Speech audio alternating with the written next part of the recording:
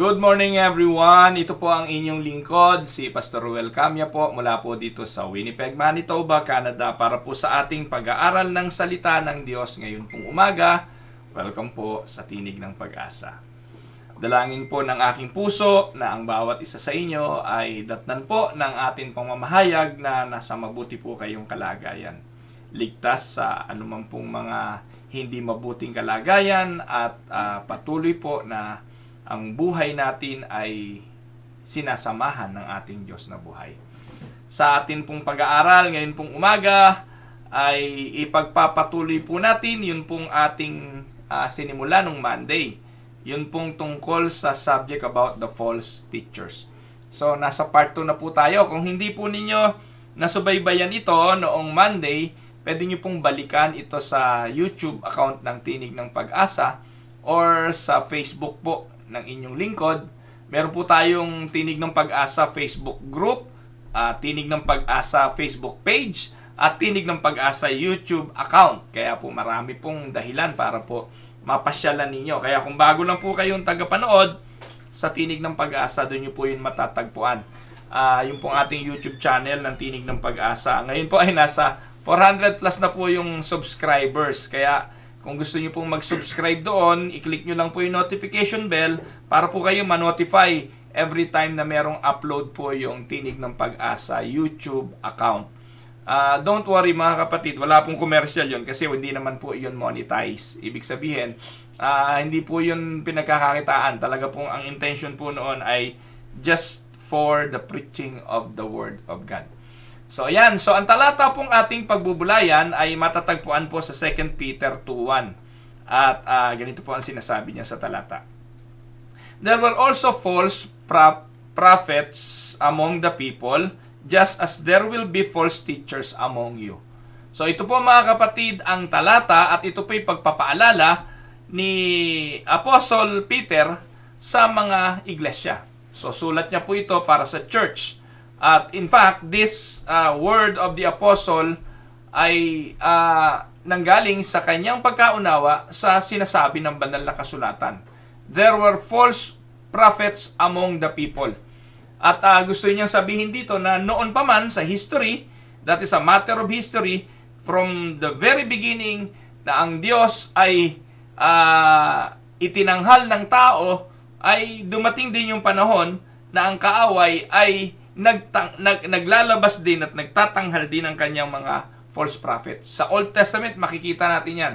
Kapag may propeta ang Diyos, may propeta rin si Baal. Kapag may tagapangaral ang Diyos, may tagapangaral din ang kaaway ng Diyos. So, false prophets were a constant problem, not only in the church of today, not only in the New Testament church, but even through the Old Testament.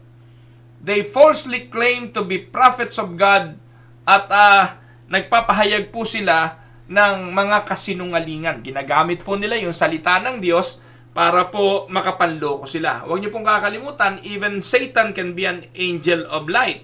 He can appear to be an angel of light. Pero alam niyo naman po yun, no? He is also, Satan is also good on using the Word of God. Naalala niyo po ba? Kaya pag hindi po tayo masyadong maalam sa salita ng Diyos, delikado po tayo talaga doon sa pagkadaya. Because during the temptation of Satan on the Lord Jesus, in Luke chapter 4, ano po ang sabi doon? Ano po? Habang tinutokso ni Satanas ang Panginoon, ginagamit po ng kaaway ay salita ng Diyos. Nasusulat. So meaning he was referring to the writings, the letters, the Word of God. At kung matatandaan nyo po yung temptation na ginawa kay Eve, ano po? Kino-question po ni Satanas kung ano ang sinabi ng Diyos. So, Satan is just testing Eve if really Eve is knowledgeable to the Word of God. Talaga bang sinabi ng Diyos? Yun po yung kanyang hamon eh. Talaga bang sinabi ng Diyos na kapag kinain nyo to ay kayo mamamatay? So, Satan is always there to question the Word of God, always there to do a counterfeit Word of God para ang tao ay maligaw. Kaya dito po sa talata natin, ang sabi ni Peter, there will be false teachers among you. Notice the words among you. Ano pong ibig sabihin ng among you? Ibig sabihin, kasama natin ito. There will be false prophets among you. He is not talking about New Age people on television. Yung mga kulto na nasa television, katulad ni Kiboloy. Si Kiboloy, hindi naman natin kasama yan. Si Almeda, si Soriano, si Renato Carrillo. Yan po yung mga kulto sa Pilipinas eh. Yung mga iglesia ni Kulapo at kung ano-ano pang mga churches sa Philippines na nakikita natin sa television. Hindi yun. Ano po? Hindi yun. Malayo sa atin yun eh. Pero alam niyo po, ang nakakatakot dito, yung among you. So meaning they are in the church. And Peter is not telling a lie here. He was not lying to us saying na, meron kayong kasama sa inyo ng mga bulaang propeta. Hindi po. Ito po yung realidad. Ito sinasabi ni Peter sa iglesia noon. At ito po yung mensahe rin sa atin ngayon. Ang nakakatakot po nito mga kapatid na mga false prophet ay yung mga kasama natin sa loob. Sapagkat nakakatayo sila sa pulpito, nakapagpapahayag sila ng salita ng Diyos, but they have a distorted view of what the Bible is really meant. Mga kapatid, totoo naman po, there is no such thing as perfect church. Naniniwala po ako ron. There is no such thing as pure church in this side of heaven. Ano po? Yun po yung point ko. There will come a time that the church will be perfected by the Lord. Ano po? Ito po yung ihaharap niya sa Ama bilang bride. But on this side of heaven, it will never happen. Wala tayong makikita. Ano po? The wheat and the tares grow together, ayon kay Warren Wiersbe. Ang kambing at ang tupa ay nagsasama sa loob ng simbahan. Kaya kailangan napakatalino ng mga mananampalataya, napakatalino ng mga anak ng Diyos para makilala at malaman kung ano ang totoo at kung ano ang hindi. Bakit po? Satan is the counterfeiter. At si Satanas meron siyang false gospel na itinuturo ng false minister na nagpo-produce ng false Christians, at ang realidad, nagtatanim si Satanas ng counterfeits kung saan nagtanim ang Diyos ng tunay na mananampalataya. Yan po ang katotohanan mga kapatid.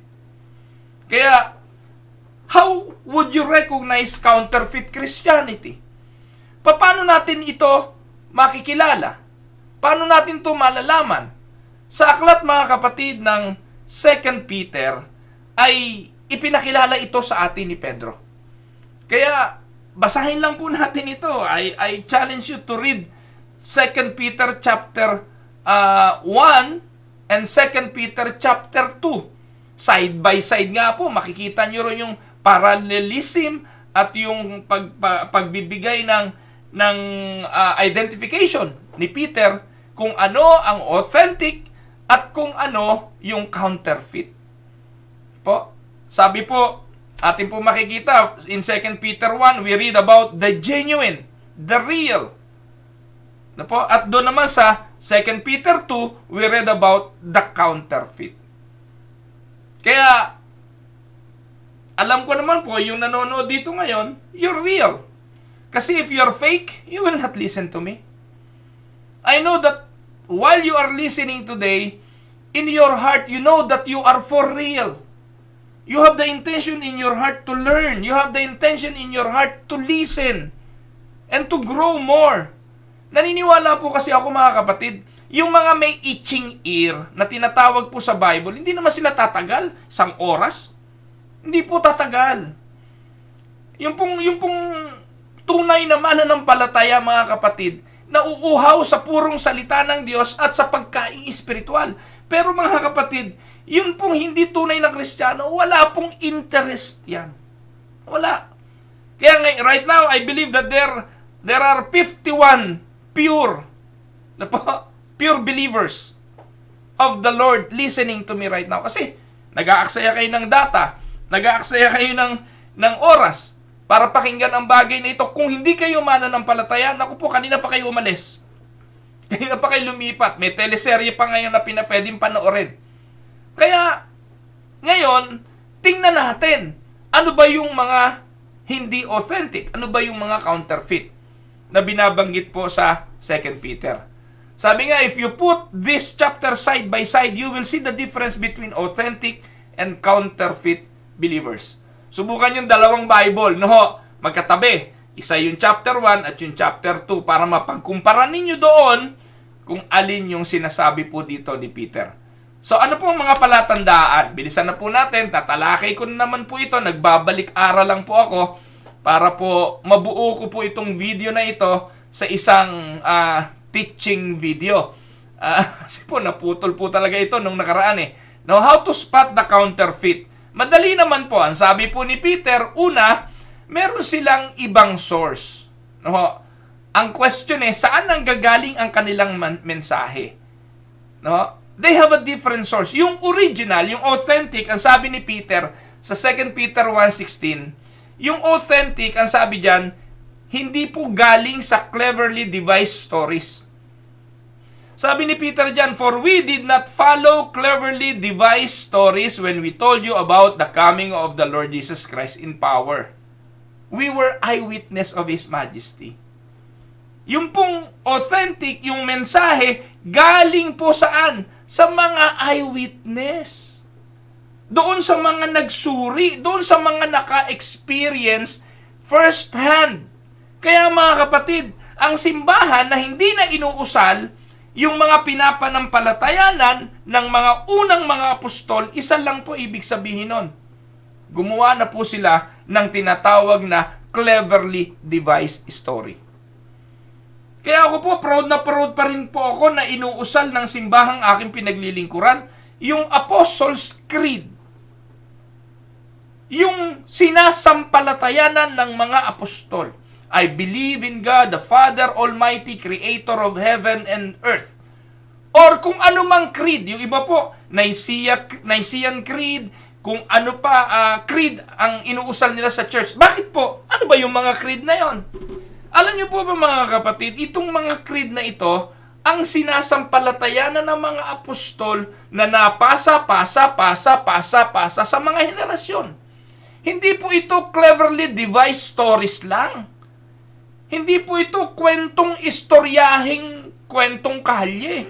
Ito po ay naranasan ng mga apostol at lagi pong sinasabi, ang mga bagay na narinig namin sa Panginoon ang siya namang ipinapangaral namin sa inyo. Direct from the eyewitness.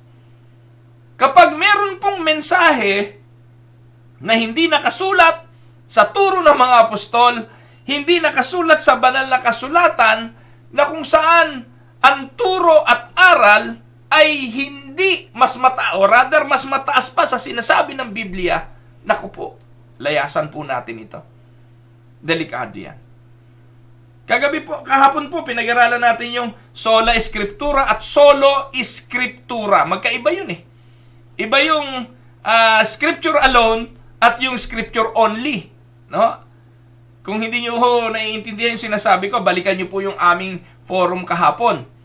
Pero ang point ko po rito, yung mga original authentic, ang mensahe po nila nang gagaling sa salita ng Diyos. Sa mensahe ng mga apostol.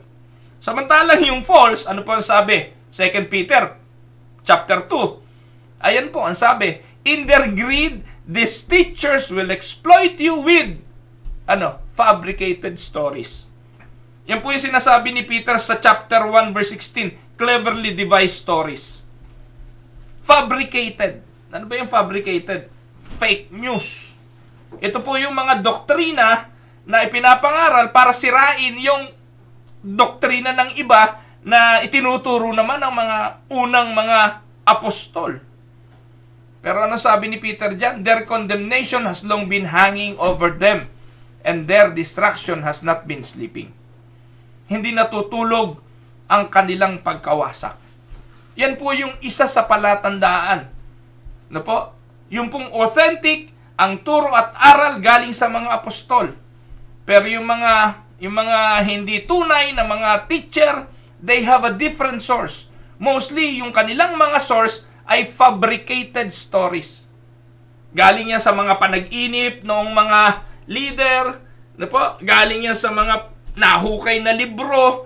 Galing po yan sa mga panahon ng kanilang pagkukulong sa mga kwarto. Isa lang naman ang karakteristik ng kulto. Ano po? Ganyan lang naman po. Si Kiboloy umakyat doon sa bundok ng Pamatong doon sa Mindanao. Itong si Felix Manalo nagkulong sa Silid.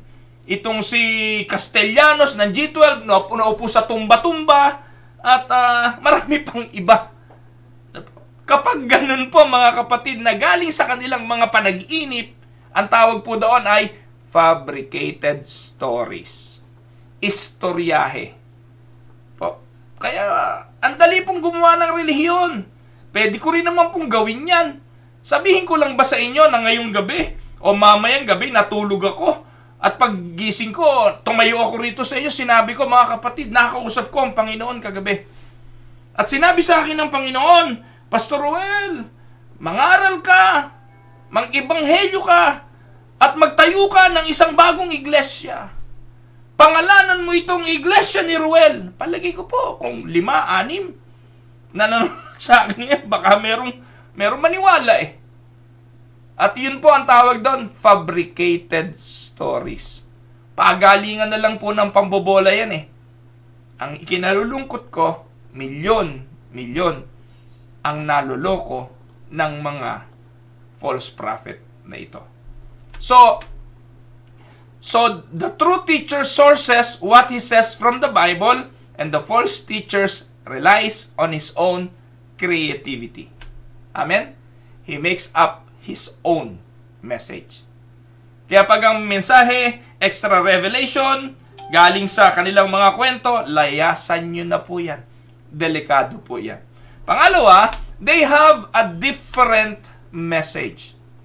Yung substance of the message is totally different. Sabi nga po, 2 Peter 1:3, His divine power, ito yung authentic, yung authentic, His divine power has given us everything we need for a godly life through our knowledge of Him who called us by His own glory and goodness. While the false, 2 Peter 2:1, but there were also false prophets among you, among the people, just as there will be false teachers among you. They will secretly introduce. Ayan, yan ang mensahe. They will secretly introduce destructive heresies, even denying the sovereign Lord. Ayan po. Ngayon, sino yung nagde-deny ng sovereignty ng Diyos? Na ang Diyos ay hindi sovereign. Ibig sabihin, sa pagliligtas ng Diyos, kailangan may partisipasyon ng tao. Parang walang power ang Diyos na magligtas, na para siya makapagligtas, kailangan tulungan mo pa ang Diyos na iligtas ka. No? That is denying the sovereign Lord. Yung bang denying the deity, o yung pagka-Diyos ng Panginoong Jesucristo, alam nyo na kung sino yung mga yan. Ang dami niyan. They deny the Lord sovereignty and the Lord's deity. Notice the word secretly. Ano po? It's rare for someone in a church to openly deny Jesus. But when deny the Lord, alam mo na. So, movement away from the centrality of Christ is subtle. The false teacher will speak how, ano po? They will speak how, speak about how other people can help change your life, but if you listen carefully to what he is saying, you will see that Jesus is not the essential to his message. Amen? Yan po yung mga palatandaan. They have a different message. Pangatlo, they have a different position. Ano pong ibig sabihin? In what position will the message leave you? Saan ka iiwanan ng mga mangangaral na totoo? Yung mga authentic Christians, ang sabi po, through this, He has given us His very great and precious promises, so that through them, you may participate in the divine nature.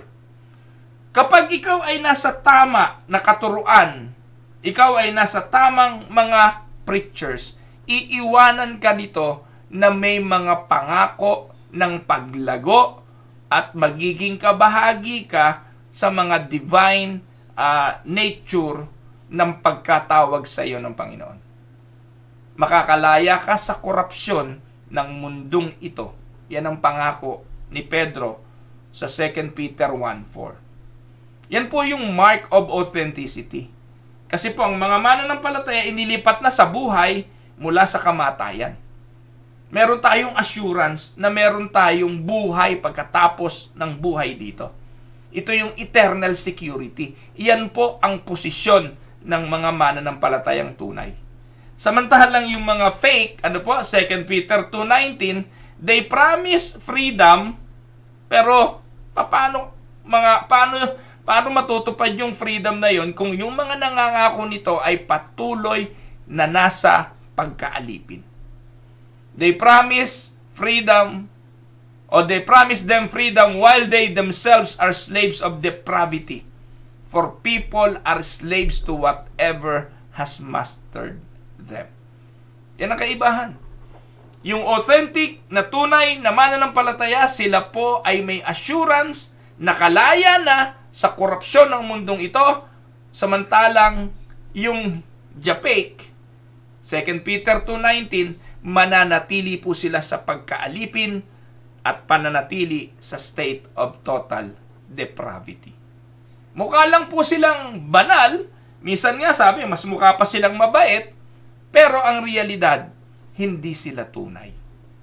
At dahil hindi sila tunay, mananatili sila sa kalagayang patay sa buhay espiritual. Yan. So, ano susunod? Pang-apat, number 4, they have a different character. What kind of people does the message produce? Ano na po produce ng mga mananampalataya sa mga authentic? Doon sa tunay, ano na po produce ng mananampalataya? Sabi, true believers, no? 2 Peter 1:5, for this reason, make every effort to add to your faith goodness, and to goodness knowledge. Ano ibig sabihin yan? The true believer pursues goodness, knowledge, self-control, perseverance, godliness, brotherly kindness, and love. Ano po? 2 Peter 1:5. While the counterfeit, 2 Peter 2:10, ano po ang sabi? They also, sabi diyan, the counterfeit Christian is marked by arrogance and slander. They are experts in greed, and their eyes are full of adultery. Corrupt. Sabi diyan this is especially true of those who follow the corrupt desire of the flesh and despise authority. 2:14. Ano po sabi sa 2:14? With eyes full of adultery, they never stop sinning. They seduce the unstable. They are expert in greed and a coarse brood. Yung pong 2 Peter 1:5, that is the description of the real Christian, the real teachers. That is what they produce. Samantalang yung mga fake, counterfeit teachers, they produce what? Ano po? Ayan po. They produce people who despise authority, corrupt on their desire, with eyes full of adultery, walang pagbabago ang kanilang mga buhay. That is a general description, characteristic of a counterfeit believer. Panlima, how to spot, number 5, different appeal. Ito na po yung preaching. Ito na yung pangangaral. Ano po? Why should you listen to the message? Bakit tayo nakikinig? Ano bang pangangaral nitong mga counterfeit? At ano pangangaral ng mga authentic? So, unahin muna natin yung mga authentic. Yung mga original. Ano po ang kanilang pangaral? 2 Peter 1:19. Ano po ang sabi dyan? We also have the prophetic message as something completely reliable. And you will do well to pay attention to it as to a light shining in a dark place until the day dawns and the morning star rises in your hearts. That is the message of the authentic teachers or prophets.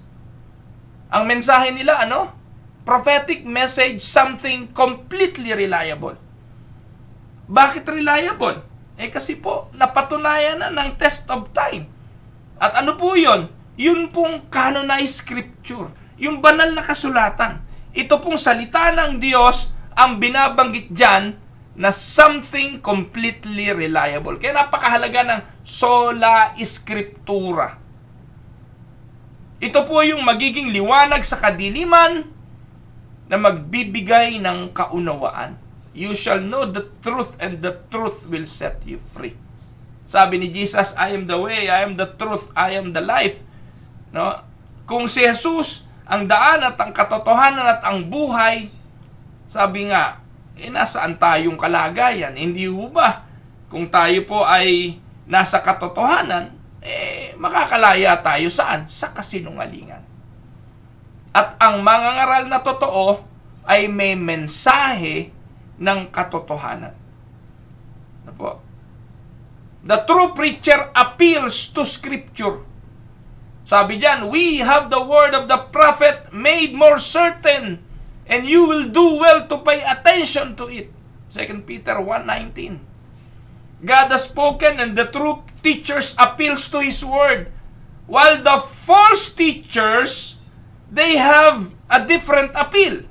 Ano naman ang appeal ng false prophet? 2 Peter 2:18. Ano sabi diyan? For they mouth empty, boastful words, and by appealing to the lustful desires of the flesh, they entice people who are just escaping from those who live in error. Tindi. Ayan po mga kapatid, pinagpaparali lang po natin. Pinagpapalit o di-differentiate lang po natin mga kapatid ang totoo sa counterfeit. By appealing to the lustful desire of the sinful nature. Hindi niyo po ba napapansin ito ngayon? They appeal to the lustful desire of the flesh. Kaya kahit ang pananambahan di po ba yung pananambahan nila? Ano ang target? Yung ating human desire. Kaya pati programa, ano ginagawa nila? Hoy, wag nating hahabaan yan ha. Yung sermon, wag masyadong mahaba. Nako, boring yan sa mga tao. Kailangan ang mga mananamba ay mag-e-enjoy. Pag nag-meeting yung mga false prophet na yan, ang usapan yan, kailangan ang mga tao ay masisiyahan. Pag pumasok sila sa simbahan, kailangan enjoy sila. Mukhang okay naman, di po ba? Burden na burden sila sa isang linggo. Hirap na hirap sila sa katatrabaho. Kaya pag pumunta sila sa church, ang gagawin natin, i-entertain natin sila. We will make them happy. We will provide them enjoyment in the music. And we will encourage them with the message of hope. But, is that the message that the true preachers need to preach? Hindi niyo po ba napapansin? Kaya ang maririnig nyo ngayon sa mga false churches na ito at sa mga false counterfeit religion na ito, mga testimony lang. Ang matindi nga, testimony ng mga artista, testimony ng mga sikat na basketballista, yun ang mga nasa harapan. At ikaw, pag yun ang pinakinggan mo linggo-linggo, ayos sana maging ganun din ang buhay ko. O kaya, magtagumpay din ako. Mga sikat na negosyante, magkukwento ng kanilang tagumpay. Mga pastor na nagkaroon ng kotse, nagkaroon ng ganito, dahil daw sa kanilang pagsunod sa Panginoon. Kaya yung mga miyembro, nangangarap din, sana maging katulad ako ni Balano. Kaya yung mga pastor na nabobola nitong mga bulaang pastor na ito, panay din ang panalangin, sana maging katulad din ako ni Balano. Step up, 5,000, step up, 50,000, step up, kalahating milyon hanggang sa maging milyon. Naintindihan niyo po ba yung sinasabi ko? Kaya ngayon mga kapatid, daming inggit na mga pastor dyan sa mga G12 minister na yan.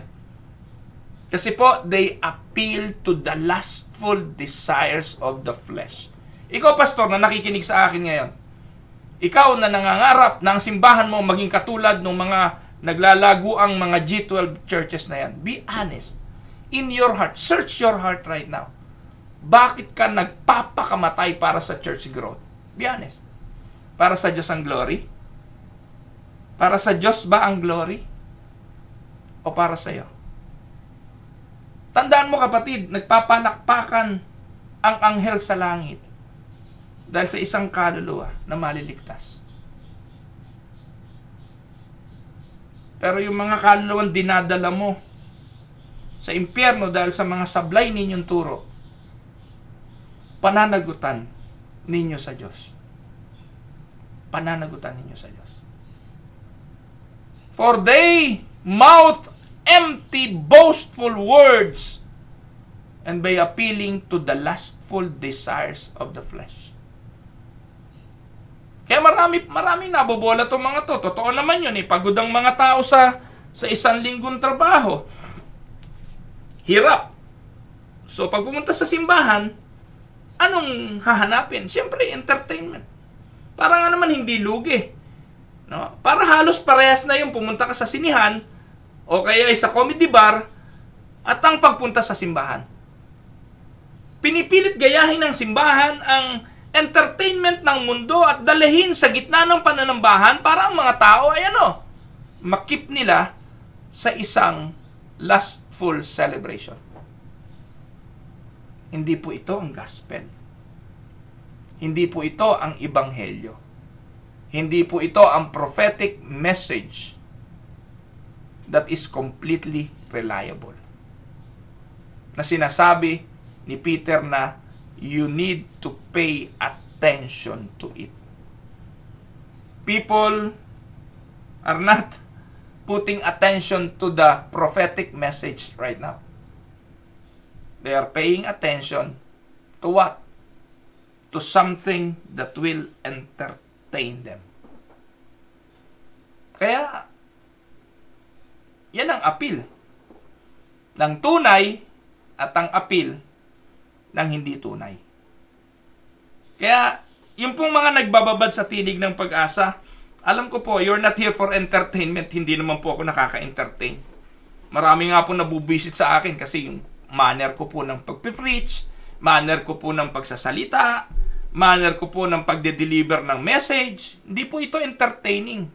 Meron po isang pumunta sa akin dito na noong isang araw for a counseling. At ang sabi niya po, tuwan-tuwa po ako. Sabi niya po, Pastor, nung una ko po narinig kayo sa tinig ng pag-asa, ayoko po sa inyo. On my face, she told me that. Ayoko po sa inyo. Naiinis po ako sa inyo. Pero yung asawa ko po, hook na hook sa inyo eh. Yung asawa ko po, lagi kayo pinakinggan. Kaso, pag pinakinggan niya, nilalakasan, naririnig ko din. So, marahil for the very first time na maririnig niyo ako, magpapalit na kayo ng channel. Lilipat na kayo. Kasi you will not like me. Because people nowadays are not giving attention to the light. They are not giving attention to the prophetic message of the scripture. The true preachers, take note, appeals to scripture. While the false, they appeal to the lustful desires of sinful nature. Kaya, madali nyo malaman kapag ang preacher ay makinig kayo sa akin, pagpapalain kayo ng Panginoon. Yung magpo-pronounce, I will be praying for you right now. In the name of Jesus, I command sickness. I claim healing right now in Jesus' name. Naku, alam nyo na yon kung ano. Ja-fake yung mga yon.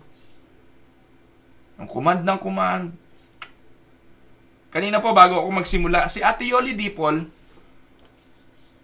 nag-request po sa akin, sabi niya, Bishop, pwede po ba pag-pray niyo yung aking anak na si Noli? Katatapos lang po niya magpa-vaccine at masama po yung kanyang pakiramdam. Ang sagot ko lang po sa kapatid na ito, Ate Yoli, akin pong ipapanalangin si Noli.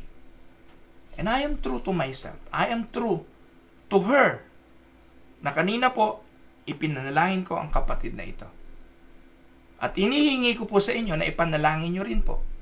Si kapatid na Noli, may karamdaman. Si kapatid na Eric Pacifico, mahal nating kapatid yan na nasa Mexico, panalangin po natin. Pero alam niyo po, para mag-declare tayo ngayon, in Jesus' name I declare, COVID, get out of his body. Kayabangan po yun. At bakit po ito ginagawa ng mga pastor? No, be honest. Bakit po ito ginagawa ng mga pastor? Para palabasin sa kanilang mga ipinagdadasal na they have the power to manipulate and to control God. Kaya sila nagdedeklara. Inaangkin nila ang kapangyarihang hindi kanila. Ako po, habag lang ng Diyos ang aking pwedeng hingiin. Awa ng Diyos ang aking hinihingi. Dahil kung ang plano ng Diyos ay iba sa kahingian ko, anong magagawa ko? At yun po yung nais kong ipaunawa sa lahat ng nakikinig. Kahit po magtumbling-tumbling tayo, kada daing at kahihingi, at the end of the day, kailangan tayong manampalataya na the Lord's will happen. Kaya nga ang pray natin not my will, but your will be done. Tatapusin natin sa amin bilang pagsang-ayon. Amen? Kaya pag ang mga pastor pronounce ng pronounce, hingi ng hingi, tapos pag nagbigay kayo, that is a seed money, magtanim kayo ng seed money. Mag-donate kayo sa ministry ng inyong lingkod. Padala nyo ako ng GCash. At, hindi yata padala ng GCash. Ipapadala ko ang aking GCash. Okay, nakalagay doon sa ilalim ng yung GCash number. Alam nyo na mga kapatid kung ano yan. Mga kapatid, alam nyo naman, ang tinig ng pag-asa, po, mahigit na po itong 5 taong ministeryo ng inyong lingkod. Actually, 10 taon na po itong mahigit. Nung una, sinusulat ko lang, devotion. Tapos po, nagsimula na tayong mag-video, ayan, no? Medyo nai-improve na nga po ngayon. Dati po, doon lang po sa cellphone, no? Minsan, nasa ilalim yung cellphone, labas yung butas ng ilong ko habang nangangaral ang inyong lingkod. No po? Ngayon po, medyo, at least may PowerPoint na tayo everyday. Pero never a single time that I ask anything from you. Pag meron pong nagsabi dyan na hiningian mo nga ako, pastor mga kapatid, magsisinungaling po kayo. Pero alam ko po, marami na sa inyo ang ginamit ng Panginoon na po, para sa iba. Natutuwa po ako, meron po tayo ipapanalangin. Sasabihin ko lang po na ipanalangin po natin si kapatid na ganito o yung kapatid ni ganon. Meron pong ginagamit mula sa inyo na siyang tumutugon sa pangangailangan ng mga yan. Hindi po sa akin. Nagiging instrumental lang po ang tinig ng pag-asa. Meron pong church sa Mindanao, pinag-pray lang po natin. O may mga nagpadala ng tulong doon sa Mindanao. At yun po mga kapatid, ay paraan ng Diyos. Po. Kaya iwasan po natin yung mga pastor na yan, nagtuturo ng lustful desire. Yung mga pagpapalain ka ng Panginoon, you will be wealthy, magpo-pronounce at magbibigay ng propesiya. Maraming ganyang pastor magpaprophesy na you will be ganito. Naku, wala na pong ganon ngayon. Tumigil na po yun. Yung prophetic na panguhula, tumigil na po yun. Why? Kasi po, buo na ang Biblia Ano pa ba naman ang kailangan sa pananampalataya na wala sa Biblia? Andiyan na lahat Kaya ano sabi ni Peter? The true teacher appeals to Scripture. Yan. So they have a different appeal. Kaya pag ang appeal nito wala sa Bible, hindi Scripture, layas. Iwanan nyo po yung mga yan. Sawayin nyo po yung ganyang mga tagapagturo. Pang-anim. Number 6. Different fruit. Ito maganda. No? Evident naman po yan. Siyempre, iba tanim, iba binhi. Pag sumibol, iba puno. Pag namunga, iba rin ang bunga. So, what result does the message have in people's lives?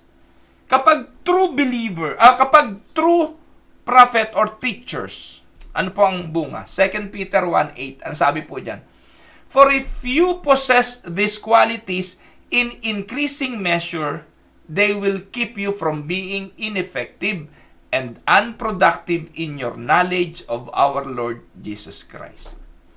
The true believer is effective and productive in his or her knowledge of Jesus Christ.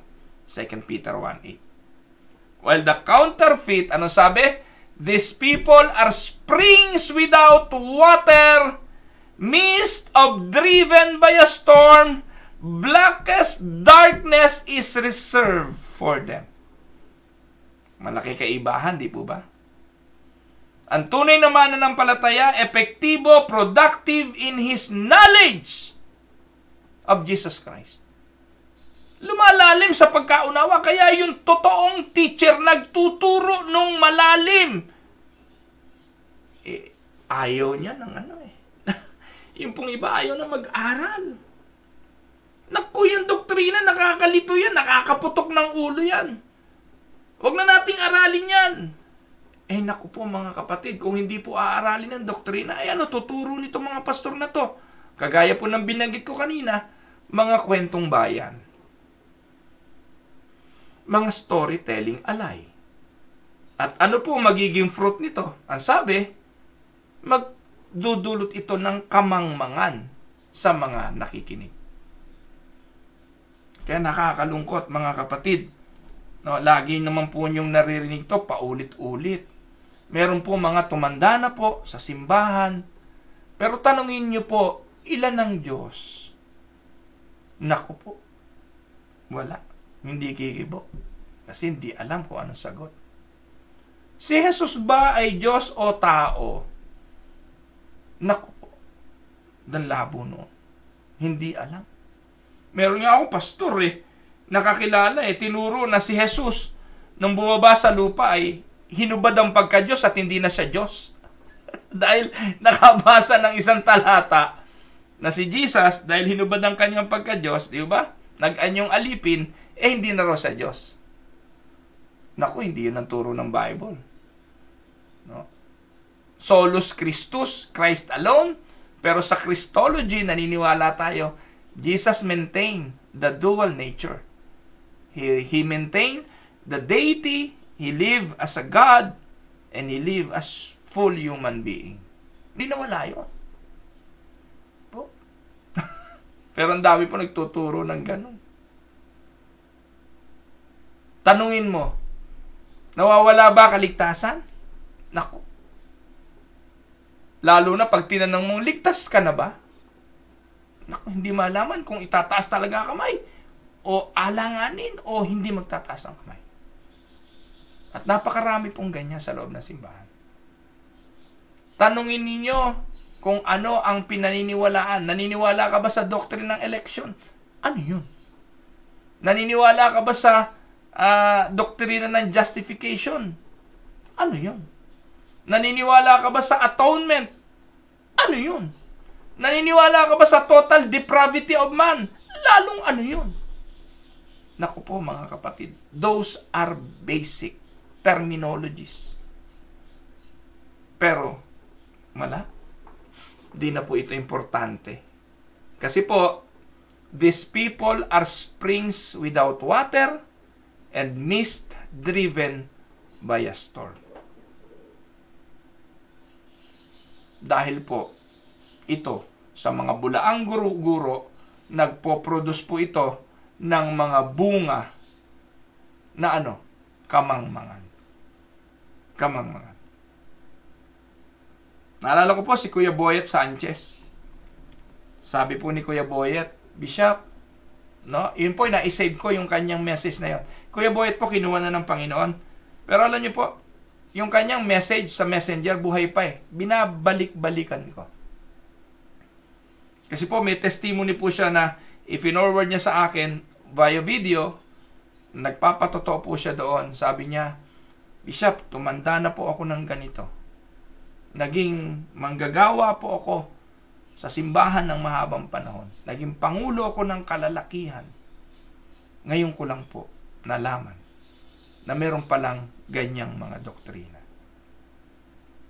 Ngayon, siguro naman kayo na nandito, ganun din ang inyong karanasan.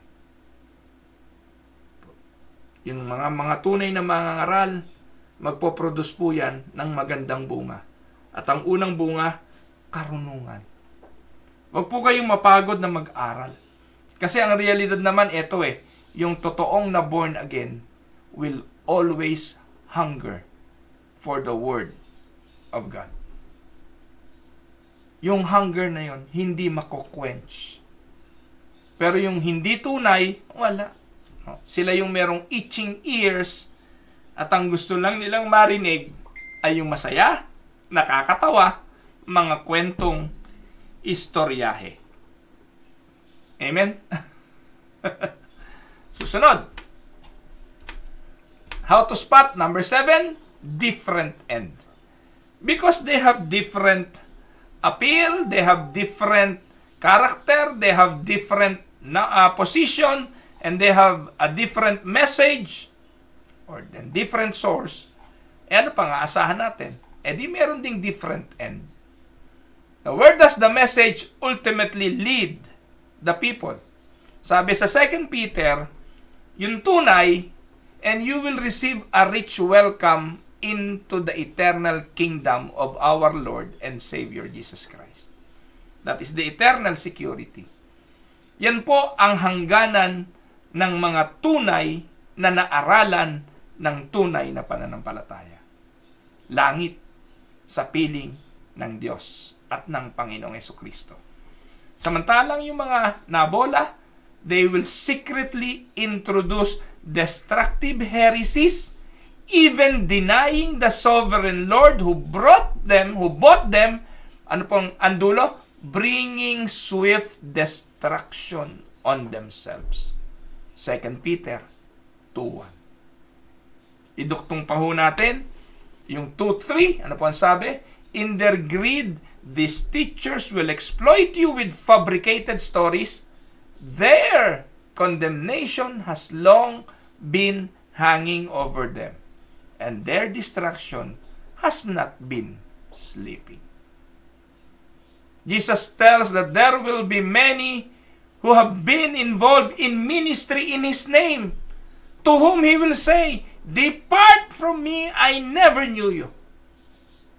Sila yung sa Matthew 7, Panginoon, nagpalayas po kami ng demonyo sa iyong pangalan, gumawa po kami ng himala sa iyong pangalan. Sabi ng Panginoon, magsilayo kayo sa akin, hindi ko kayo nakikilala. Now, who are these people? Surely, Peter is describing them in this passage. Sila yung binabanggit yan ni Peter. Amen? So, ang challenge mga kapatid, 7 po yan na mga palatandaan on how to spot the counterfeit. Kaya maganda po ito, gawin ninyong Bible study. Sa mga small group, papanood nyo po sa kanila ito. Para at least yung mga kabataan, maispatan nila. Para hindi maloko yung ating mga young people. Ito pala yung mga palatandaan, magkatabi lang pala yan, 2 Peter 1, tsaka 2 Peter 2. Binigyan ng ng distinction ang tunay at ang hindi tunay na preacher. 7 na mga bagay para maspatan natin sila. Kaya, don't be naive mga kapatid.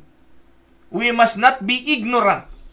No, there will be false teachers among you. So, how can we apply this? Sabi po, huwag magpadaya. Huwag magpadaya. Now, how do we apply? Sabi po dyan, first, Peter's plain statement reminds us that the church needs to be protected. Among the many wonderful people who come through the doors of the church each year, some would do more harm than good. Kaya, we need to protect the church. Second, skeptics will always be able to point hypocrisy and inconsistency in the church. Marami po napapasok sa loob ng simbahan, ang gagawin ay magtuturo ng mga kahinaan ng simbahan. Sasabihin nila, oh, ganito, pangit ang tugtugan nyo, pangit ng sound system ninyo, dapat ang ilaw ninyo, baguhin ninyo, tigilan nyo na yung kanta ng himnaryo, dapat kumakanta na kayo ng makabago para ma-attract ang mga kabataan, palitan nyo na yung pulpito, gawin nyo na lang yan, cocktail table, wag na kayong, yung pastor niyo, wag nyo nang pagsuotin ng barong, wag na mag-Amerikana, pagsuotin nyo na lang ng t-shirt tsaka maong para maka-identify sa mga tao. Palitan nyo na yung mga yan. Makaluma yan. Tandaan po ninyo. Many people will come to our church and they will tell those things to us. Pero alam niyo po mga kapatid, bakit tayo ang mag-a-adjust para sa kanila? Bakit natin kailangan ng baguhin para sa mga kambing na papasok? Bakit natin kailangan baguhin ang menu? Dahil itong mga pumapasok na ito ay gustong umorder ng ibang pagkain.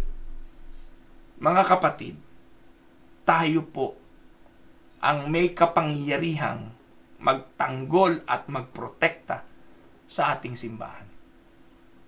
Gaya nga po na sinasabi ko, lumaki po ako sa pagiging isang ibangheliko. Pero ngayon, yung dating simbahang kinalakihan ko, hindi ko nakilala. Hindi na.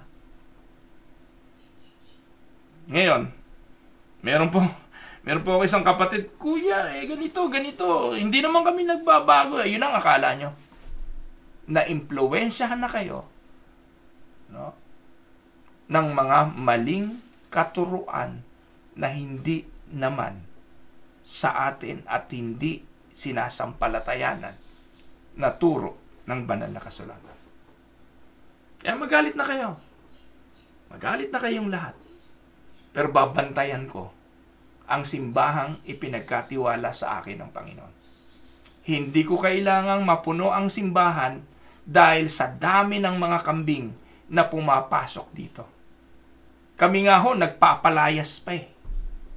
Dahil yung mga manggugulo, hindi po namin kailangan sa loob ng simbahan. Yung pong mga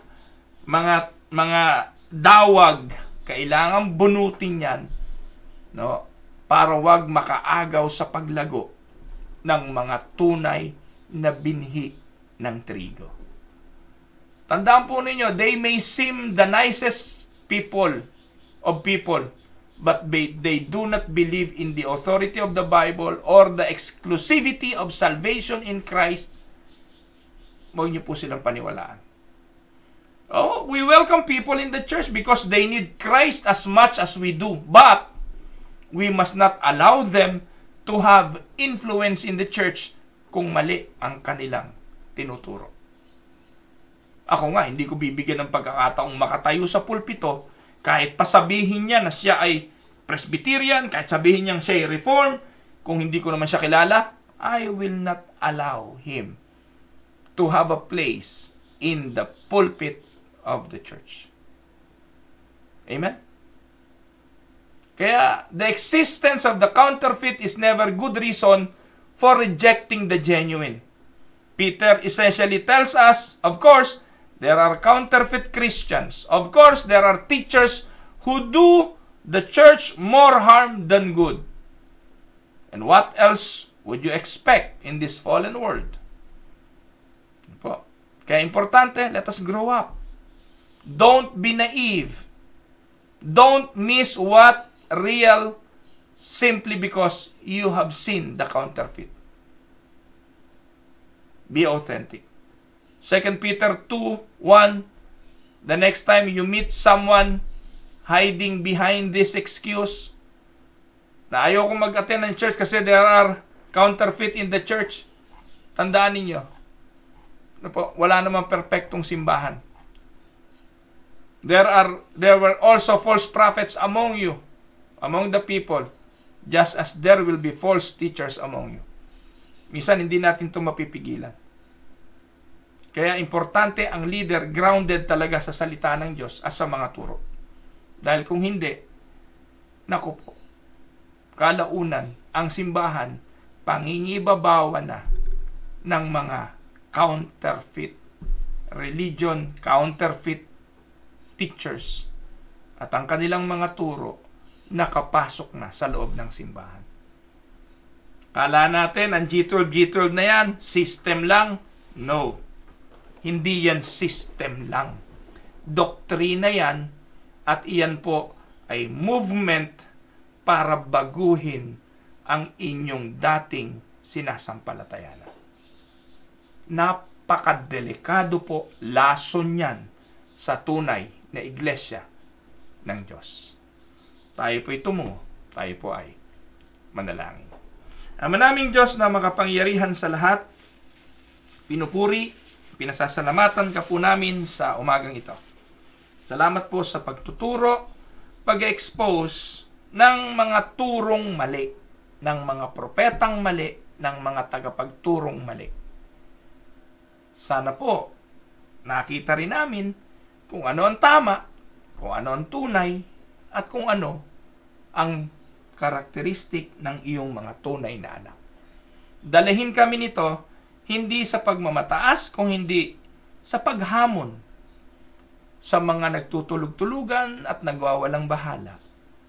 Paghamon sa katotohanan at ang paninindigan para ipagtanggol ang pananampalatayang aming kinagisnan. Akin pong dinadalangin ang aking mga kapatid na ngayon ay nakikinig sa tinig ng pag-asa, saan man silang lugar naroroon, abutin ang mga may karamdaman. Dalangin ko po ang iyong katugunan sa pangangailangan, pagsamo para doon sa mga naulila na pagkalooban ng kapayapaan, at ang iyong kalooban ang masunod lagi sa aming mga buhay. Lord, sa iyo po ang lahat ng kapurihan, lahat ng pasasalamat, sa pangalan po ng aming Panginoong Hesukristo. Ito po ang aming samo at ang aming dalangin. Amen and amen. Magandang araw po mga kapatid, at magandang araw at Ivanji Magnaye, Ate Merly Toledo, magandang araw po Kuya David Manipol, Ate Del at Kuya Eddie Boy Sauler, pagpalain po kayo ng Panginoon. Ate Mirna, yan, si Hur, Ate Mirna Sapitan, magandang araw po sa inyo. Ay, nabanggit ko na po pala.